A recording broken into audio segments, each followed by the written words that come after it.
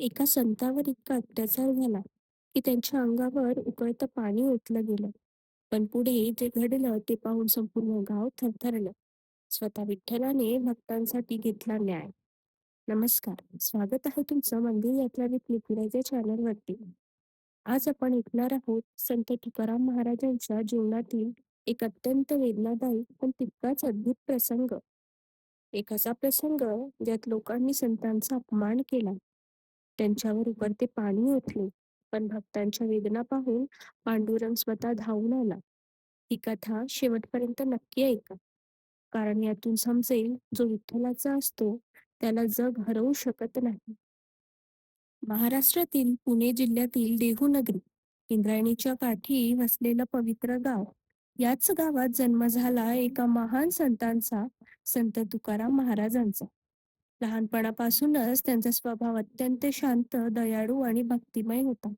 घरात व्यापार होता, शेती होती, पण तुकाराम महाराजांचं मन मात्र सतत विठ्ठलांच्या चरणी रमलेलं असायचं. लोक व्यवहारात गुंतलेले असताना तुकाराम महाराज मात्र विठ्ठल नामात हरवून जायचे. तुकाराम महाराजांच्या आयुष्यात खूप दुःख आलं. दुष्काळ आला, व्यापार बुडाला, घरात अन्नाची कमतरता निर्माण झाली. त्यांच्या आयुष्यातील अनेक जवळची माणसं त्यांना सोडून गेली.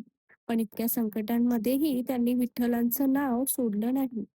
ते म्हणायचे, देह जाओ अथवा राहो, पांडुरंगी मन वाहे.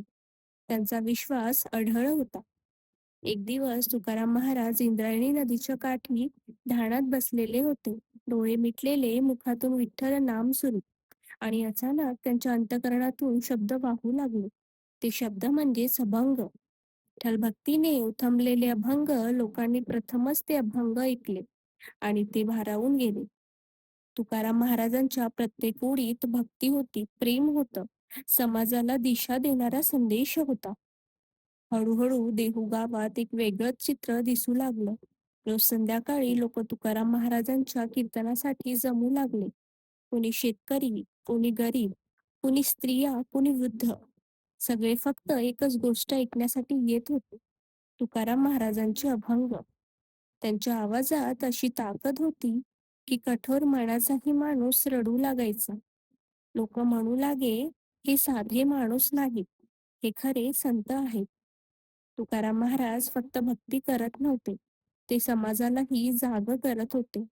ते सांगायचे, जातपात करू नका, गरिबांचा तिरस्कार करू नका, सर्वांमध्ये विठ्ठल पहा.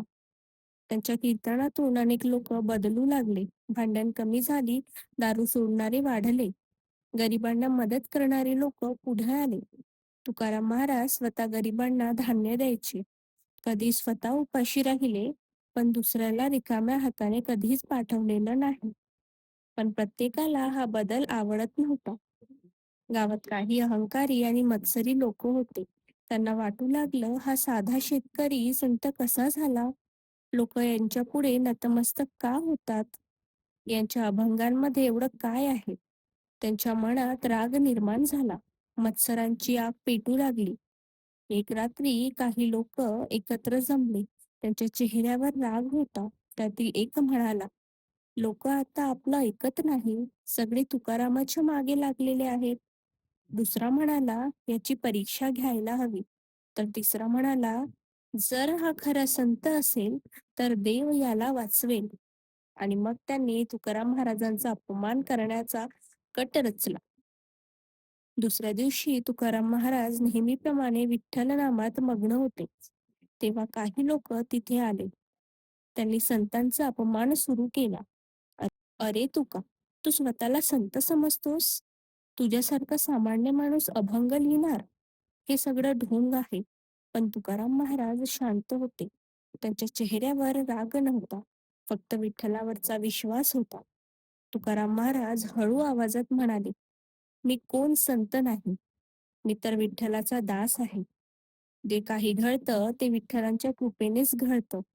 हे ऐकूनही दृष्ट लोक शांत झाले नाही. त्यांनी अभंगांच्या वह्या हिसकावून घेतल्या आणि म्हणाले, जर तुझ्या अभंगांमध्ये खरोखर शक्ती असेल तर विठ्ठल त्यांना वाचवेल. त्या दृष्ट लोकांनी तुकाराम महाराजांचे अभंग इंद्रायणी नदीत फेकून दिले.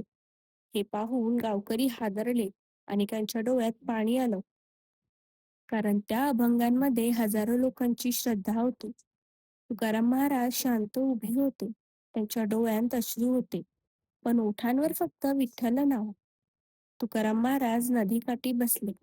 त्यांनी अन्न पाणी सोडलं. फक्त विठ्ठलांचं नाम सुरू होतं. विठ्ठला, हे सर्व तुझंच आहे. जर माझ्या अभंगांमध्ये तुझं नाव असेल तर तूच त्यांची रक्षा करशील. दिवस गेले. लोक चिंतेत पडले.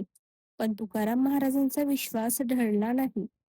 आणि मग काही दिवसांनी एक अद्भुत चमत्कार घडला. इंद्रायणी नदीच्या पाण्यावर काहीतरी तरंगताना दिसलं. लोक धावत नदीकाठी आले. ते काय होतं माहिती आहे? तुकाराम महाराजांच्या अभंगांच्या वह्या. पाणी लागूनही त्या वह्या कोरड्या होत्या. एकही अक्षर पुसलं नव्हतं. संपूर्ण देहूनगरी थक्क झाली. लोकांच्या तोंडून आपोआप शब्द बाहेर पडले. विठ्ठल विठ्ठल. ज्यांनी संतांचा अपमान केला होता ते लोक घाबरले. त्यांना आपली चूक समजली. ते तुकाराम महाराजांच्या चरणी पडले. महाराज, आम्हाला माफ करा. पण तुकाराम महाराजांच्या मनात द्वेष नव्हता. सर्वांना विठ्ठल सद्बुद्धी देव, हीच खरी संतांची ओळख होती. या चमत्कारानंतर तुकाराम महाराजांची कीर्ती आणखी वाढली. त्यांचे अभंग गावोगावी पोहोचले. लोक दूरवरून त्यांचे कीर्तन ऐकायला येऊ लागले.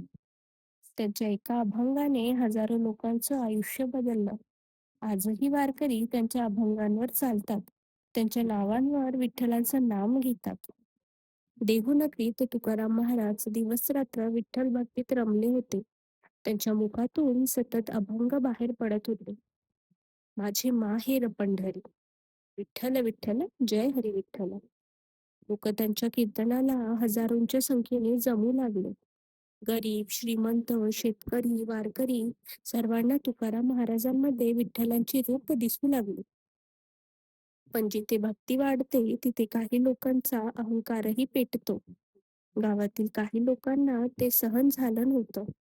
हा साधा व्यापारी संत कसा झाला? लोक याच्या पाया का पडतात? याची कीर्ती थांबवली पाहिजे, असं म्हणत काही दुष्ट लोकांनी तुकाराम महाराजांना त्रास द्यायला सुरुवात केली. एके दिवस महाराज मंदिराबाहेर हरिनामात तल्लीन बसलेले होते. डोळे मिटलेले, मुखात विठ्ठलाचं नाम. तेव्हा काही क्रूर लोकांनी कट रचला. त्यांनी मोठ्या भांड्यात पाणी उकळायला ठेवलं आणि अचानक त्या उकळत्या पाण्याने तुकाराम महाराजांवर हल्ला केला. गरम पाणी थेट त्यांच्या अंगावर ओतलं गेलं. सभोवतालची लोक घाबरले. काही जण ओरडू लागले, अरे थांबा, काय करताय तुम्ही? पण महाराज महाराज मात्र शांत होते. त्यांच्या मुखातून फक्त एकच शब्द बाहेर पडत होते, विठ्ठला विठ्ठला. अंग भाजत होतं. त्वचेवर फोड आलेले होते. पण महाराजांच्या मनात राग नव्हता. ते म्हणाले, देवा, हे अज्ञानी आहे, यांना माफ कर. ऐकून लोक थक्क झाले. इतका छळ सहन करूनही मनात द्वेष नाही. हे साध्या माणसाचं काम नव्हतं. हा तर खरा संत होता. त्या रात्री ज्यांनी महाराजांवर उकळतं पाणी ओतलं होतं त्यांच्या घरात विचित्र घटना घडू लागल्या. कोणाच्या घरात अचानक आग लागली. कोणाच्या अंगाला असह्य जळजळ सुरू झाली. कोणाला झोप लागत नव्हती. संपूर्ण गावात भीतीचं वातावरण पसरलं. लोक म्हणू लागले, हा संतांचा अपमान आहे. विठ्ठल शांत बसणार नाही. त्या दृष्ट लोकांना स्वप्नात स्वतः पांडुरंग दिसला. काळा सावळा विठ्ठल, डोळ्यात प्रचंड तेज. आणि विठ्ठल म्हणाला, माझ्या भक्ताला त्रास दिलास, आता माझा न्याय पहा. हा ऐकताच ते थरथर कापू लागले. दुसऱ्या दिवशी ते सर्व लोक रडत रडत तुकाराम महाराजांकडे आले. त्यांनी महाराजांच्या चरणी डोके ठेवले. महाराज, आम्हाला माफ करा. आमच्याकडून मोठे पाप झालंय. तुकाराम महाराज शांतपणे म्हणाले, मी कोण राग धरणारा? सगळं विठ्ठलाचं आहे. आणि त्यांनी सर्वांना माफ केलं. क्षणात त्या लोकांची जळजळ थांबली. गावकऱ्यांच्या डोळ्यात अश्रू आले. कारण त्यांनी त्या दिवशी प्रत्यक्ष पाहिलं, भक्तांसाठी विठ्ठल स्वतः उभा राहतो. त्या प्रसंगात तुकाराम महाराजांची कीर्ती आणखी वाढली. लोक म्हणू लागले, हा साधा माणूस नाही, हा विठ्ठलाचा जिवलग भक्त आहे. महाराज पुन्हा अभंग गाऊ लागले. आता विसू अवघे जग, विठ्ठल विठ्ठल म्हणे मग, देहूनगरी हरिनामाने दुमदुमली. आजही अनेक वेळा चांगल्या माणसाला त्रास दिला जातो. भक्ती करणाऱ्यांची थट्टा केली जाते. पण लक्षात ठेवा, देव उशीर करतो, पण अन्याय कधीच सहन करत नाही. संत तुकाराम महाराजांनी आपल्याला शिकविलं, रागाने नाही, क्षमेमुळेच माणूस महान बनतो. जर तुम्हालाही विठ्ठलावर विश्वास असेल, तर कमेंटमध्ये रामकृष्ण हरी नक्की लिहा. आणि व्हिडिओ आवडला असेल तर मंदिर यात्रा विथ निकुराज या चॅनलला लाईक करा, शेअर करा आणि सबस्क्राईब करायला विसरू नका. पुन्हा भेटू एका नवीन भक्तिमय कथेसह. जय जय रामकृष्ण हरी.